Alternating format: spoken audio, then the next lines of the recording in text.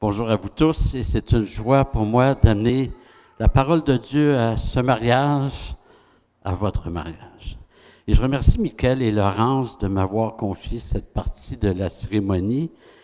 Je veux aussi remercier mon collègue, le pasteur Olivier, qui s'investit auprès de Michael et Laurence et qui leur donnait les cours de préparation au mariage. J'ajoute aussi que j'ai une profonde affection pour Michael et Laurence. Surtout que mon épouse et moi avons connu Laurence alors qu'elle était encore fillette.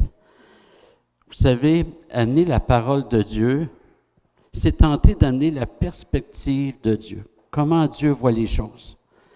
Parce qu'on a tendance à les voir différemment de Dieu.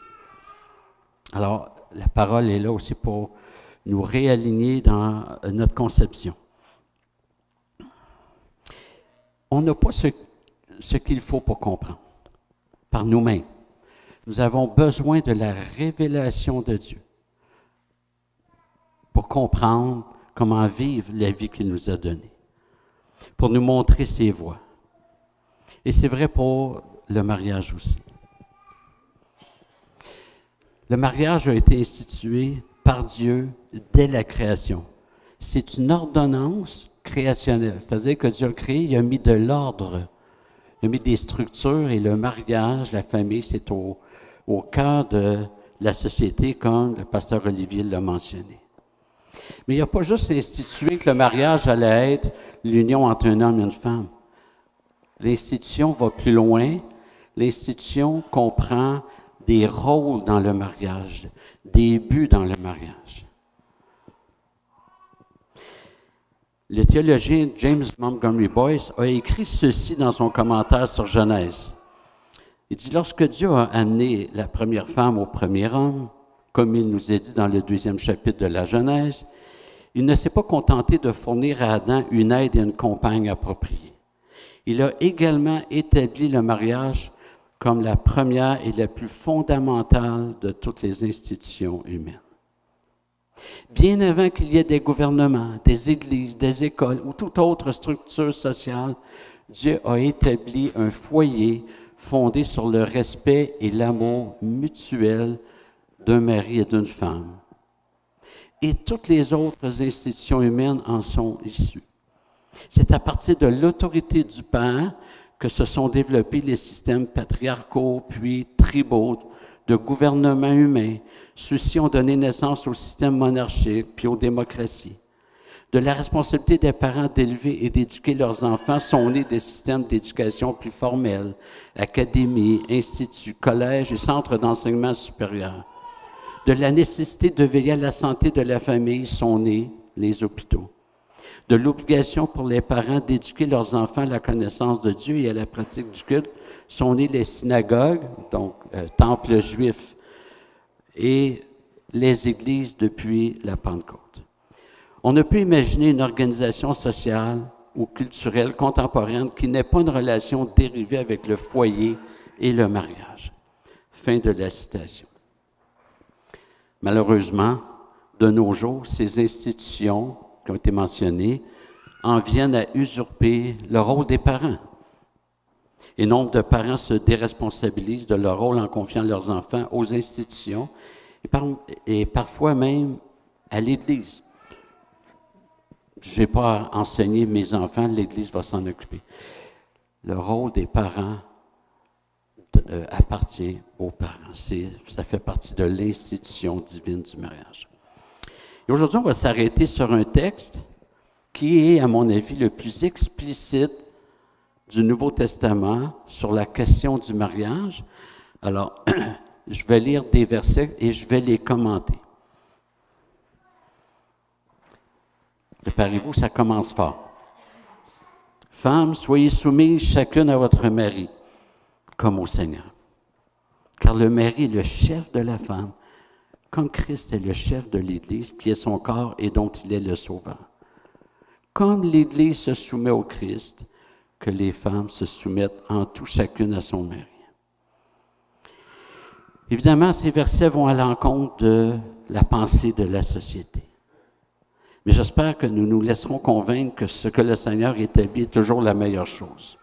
D'ailleurs, cette société qui veut supprimer les structures divines, c'est une société qui n'a qu'à offrir que des dysfonctions, des familles brisées et tout ce qu'on voit.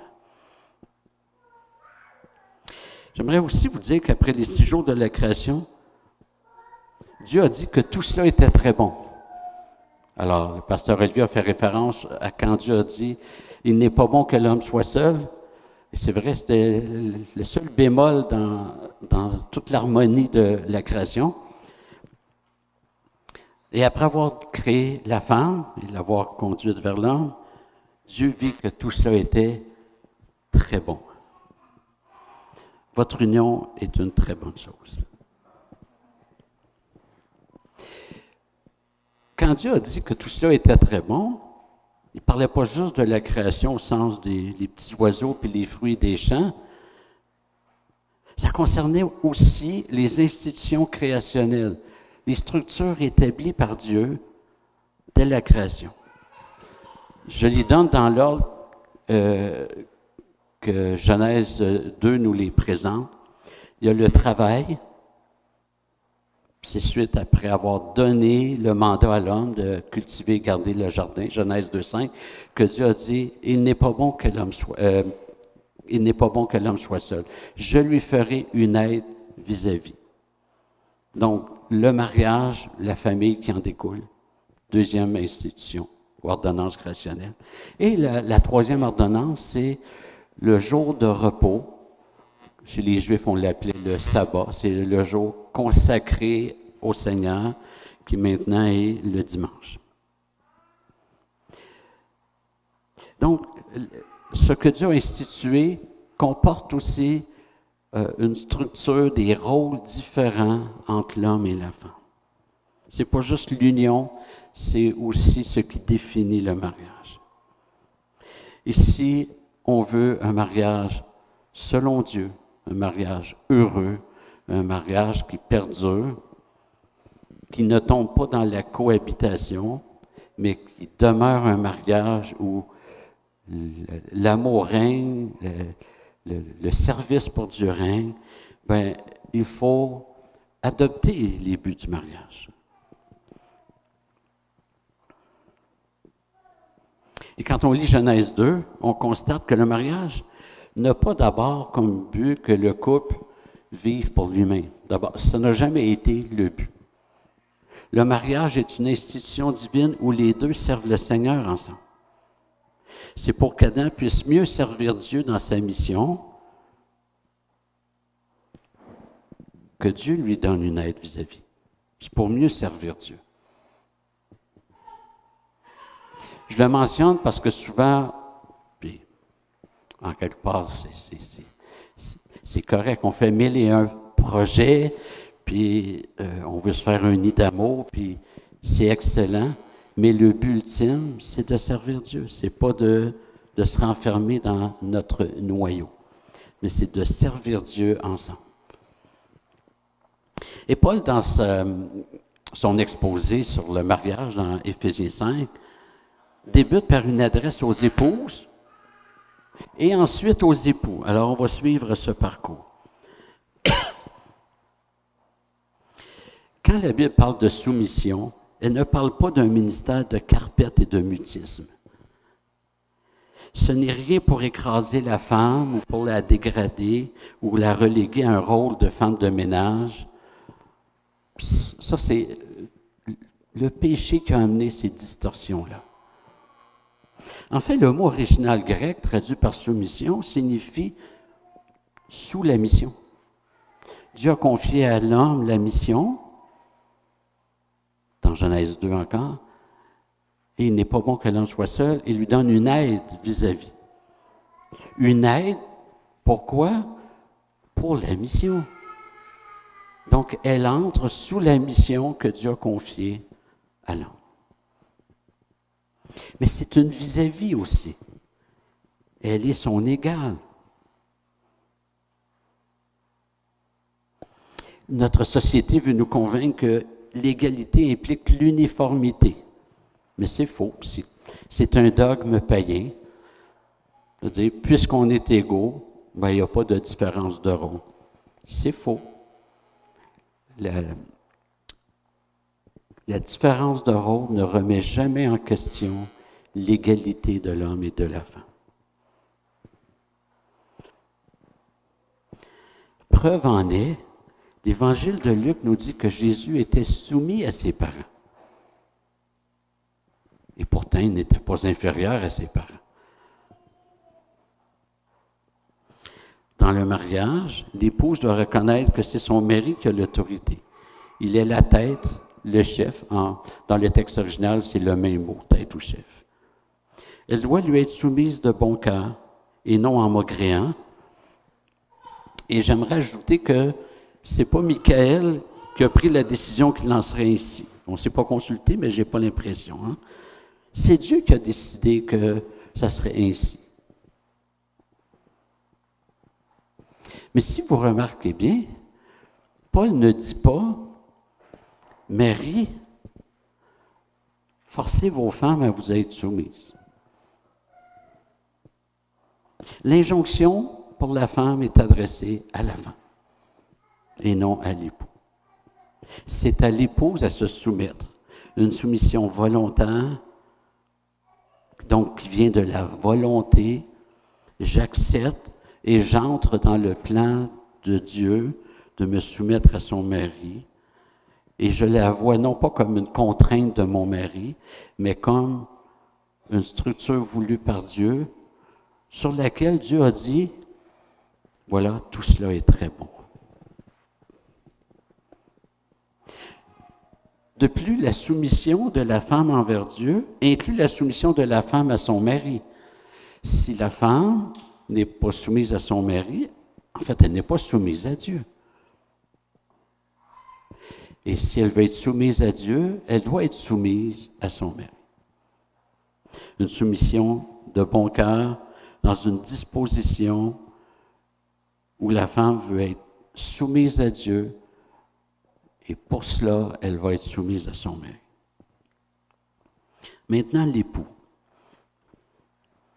Les versets suivants dans Éphésiens 5, 25 à 29. « Marie, aimez chacun votre femme comme le Christ a aimé l'Église et s'est livré lui-même pour elle, afin de la sanctifier, après l'avoir purifiée par l'eau et la parole, pour faire paraître devant lui cette Église glorieuse, sans tache, ni ride, ni rien de semblable, mais sainte et sans défaut. De même, les maris doivent aimer leur femme comme leur propre corps. Celui qui aime sa femme s'aime lui-même.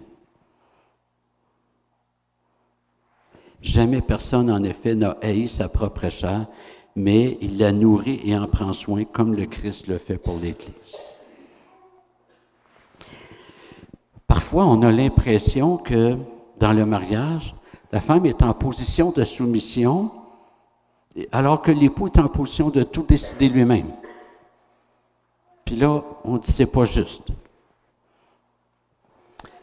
L'homme est autant en position de soumission puisqu'il ne peut pas exercer son autorité, son rôle de chef, selon lui-même, selon ses goûts, ses caprices, mais il doit le faire selon Dieu, en soumission à Dieu. Et ça, c'est un enseignement très important pour tous ceux qui ont une position d'autorité. C'est pareil pour nous pasteurs, pour tous ceux qui sont parents. Nous n'avons pas une autorité pour nous servir nous-mêmes, pour servir nos caprices, nos goûts, mais pour servir.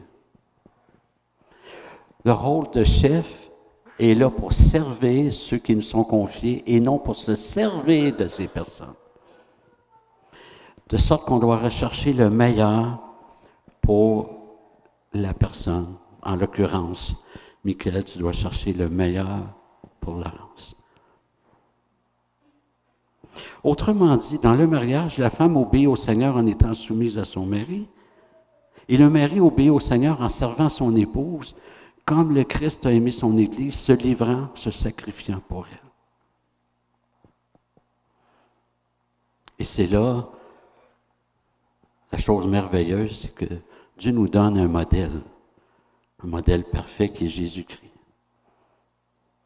Jésus était parfaitement soumis à son Père pendant tout son séjour terrestre, et ça continue après. On voit ça dans 1 Corinthiens. Donc, la soumission n'a rien de dégradant. Au contraire, elle indique que la personne entre dans la parfaite structure établie par Dieu. Le pasteur Olivier a mentionné plutôt que c'est le Dieu trinitaire nous a créés à son image. Hommes et femmes, il les créa. Genèse 1, 26 ou 27. La pluralité avec les rôles différents qu'on retrouve dans le couple reflète la pluralité qu'il y a en Dieu. C'est glorieux. Paul demande que le mari aime son épouse comme le Christ a aimé son Église et s'est livré pour elle. Michael, en tant que mari, tu ne dois jamais tirer profit de ton rôle de chef. Tu dois plutôt te livrer, te sacrifier pour Laurence. J'ouvre une parenthèse ici. Dans son amour pour son Église, Jésus n'a jamais donné à son Église ce que l'Église lui aurait demandé. Mais Jésus a plutôt donné à son Église ce que son Père lui a demandé de donner à son Église. Et c'est important. Je suis chrétien depuis 40 quelques années. Donc, vous comprenez que j'ai passé 30 ans. J'ai vu des hommes, sous prétexte d'aimer leur femme, accepter des choses que Dieu refuse, des interdits.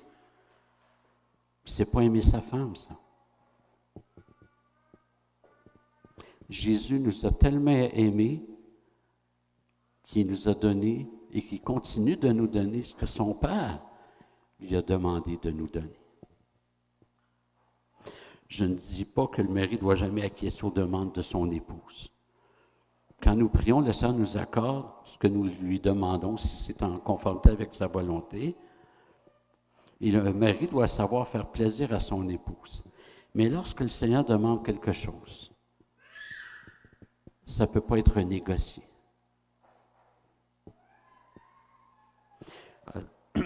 Donc Jésus s'est livré pour son Église et par conséquent, le mari doit se livrer pour son épouse. La marche est haute et ça signifie, Michael, que tu vas devoir renoncer à toi-même pour aimer Laurence. Tu devras passer ses besoins avant les tiens. Tu devras passer ses goûts avant les tiens. Autant, Paul adresse à la femme l'exhortation qui la concerne, il adresse à l'homme l'exhortation qui le concerne. C'est-à-dire que l'épouse, de son côté, ne peut pas forcer le mari là-dedans. Quand Jésus a exercé son ministère terrestre, il a renoncé à lui-même. Et je vous donne 2 exemples. Un jour, Jésus revenait d'un voyage et il était fatigué. Il n'avait pas mangé, il n'avait pas bu. Alors, il arrive près d'un puits. Et là, au lieu de s'empresser de boire de l'eau, il commence à discuter avec une femme venant d'un village samaritain. Il a pris du temps avec elle pour lui montrer son péché, pour lui présenter l'Évangile. La femme s'est convertie. Mais ça a débuté par un renoncement de Jésus. Sa soif passait en second lieu. Il y avait une âme devant lui. Il y avait une âme devant lui. Alors c'est la gorge probablement très sèche qui a parlé. Plus impressionnant encore, sur la croix, Jésus a dit 7 paroles, ce qu'on appelle souvent les 7 paroles du Christ en croix. Et ces 3 premières paroles étaient pour les autres. Quand Jésus dit « Pardonne-leur, Père, car ils ne savent ce qu'ils font », il a intercédé pour ses bourreaux. Deuxième parole, Jésus a sauvé le larron gracié et en passant, ne jamais le désigner comme le bon larron, parce qu'il n'y a personne de bon. il était gracié. Mais Jésus lui a promis, il dit, aujourd'hui tu seras avec moi dans le paradis. Et la troisième parole, Jésus confie sa mère à l'apôtre Jean. Il y avait des clous dans les mains, dans les pieds. Il est ensanglanté par la couronne d'épines. Ces trois premières paroles pour les autres, y compris ses ennemis. Jésus s'est oublié pour les siens. Michael, tu dois te sacrifier pour ton épouse. Et Paul précise le but. Dans les versets qui concernent l'homme, il continue, afin de la sanctifier, après l'avoir purifiée par l'eau et la parole, pour faire paraître devant lui cette Église glorieuse, sans tache, ni ride, ni rien de semblable, mais sainte et sans défaut. Et là, le verset suivant débute par un adverbe de manière. De même, les maris doivent aimer leurs femmes. C'est-à-dire, de la même manière que Jésus s'est sacrifié pour sanctifier, après avoir purifié par l'eau et la parole son Église, etc., bien, Michael, de la même manière, tu dois aimer Laurence.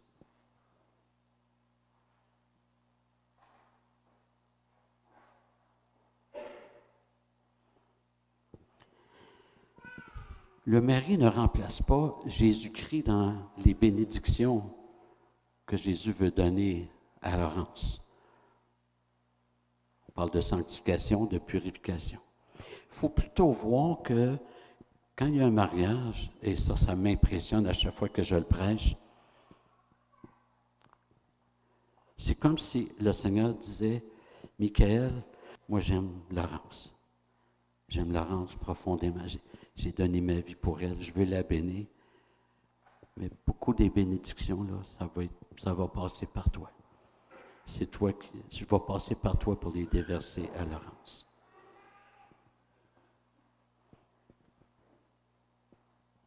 Michael, le Seigneur te confie un rôle sacerdotal en te confiant Laurence. Tout ce que tu feras envers elle et pour elle, parole, action, intercession, devra s'inscrire dans ce processus d'épanouissement, de maturité spirituelle de ton épouse. Laurence, ça signifie que tu devras reconnaître le rôle de Michael sur ta vie.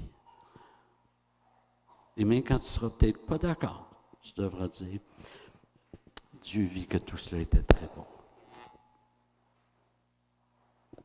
Tu devras considérer Michael comme celui que Dieu a placé sur ta vie pour ton épanouissement spirituel, pour ta bonne marche chrétienne. Maintenant, Paul a pensé aux parents aussi. Les parents de Michael et de Laurence. Quand le Seigneur a institué le mariage, il a dit quelque chose que Paul rappelle au verset 31. En fait, il cite Genèse 2, 24. C'est pourquoi l'homme quittera son père et sa mère pour s'attacher à sa femme et les deux deviendront une seule chair. Dans le mariage, chacun des mariés quitte le nid parental.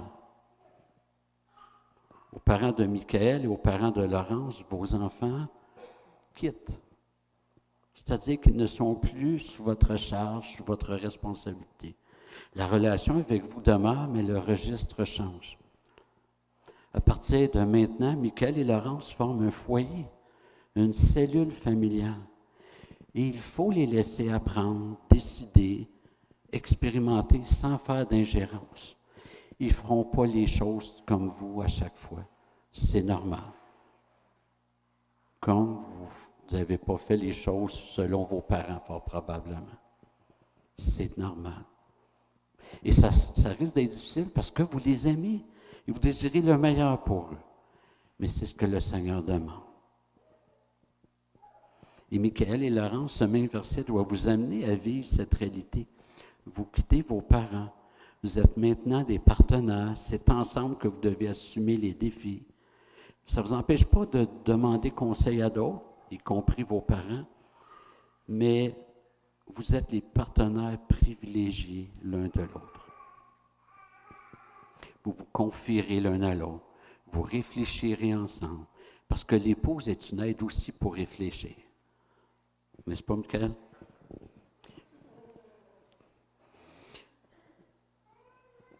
Vous marcherez pour le Seigneur ensemble. Bref, vous formerez une seule chair, et parce que vous êtes chrétiens, vous formez un seul esprit. C'est la plus grande unité qu'il y a entre humains, le mariage chrétien. En conclusion, je dirais que le mariage est une institution divine où le Seigneur prend une de ses chères brebis. Il prend Laurence, une de ses chères brebis, qu'il aime tellement. Puis il dit, Michael, tu es un de mes chers disciples, je te la confie. Tu vas en prendre soin. Et j'aime dire aux maris qu'ils doivent être Dieu pour leurs épouses. Tu dois être Dieu pour ton épouse. C'est-à-dire que Dieu nous protège. Michael, il faut que tu protèges Laurence. Dieu nous dirige dans ses voies. Michael, tu vas diriger Laurence dans ses voies, dans les voies du Seigneur. Dieu nous enseigne par sa parole. Michael, tu vas enseigner Laurence dans la parole de Dieu. Dieu est patient envers nous. Michael, sois patient envers Laurence. Dieu nous chérit. Michael, chérit Laurence tendrement. Et on reprend dans l'autre colonne. Laurence, laisse-toi protéger par Michael. Laisse-toi diriger par Michael. Laisse-toi être enseigné par Michael. Reçois son affection. Reçois le ministère de Michael sur ta vie. Ce que Dieu nous demande comme mari ou comme femme, non seulement la marche est haute, mais c'est impossible à accomplir.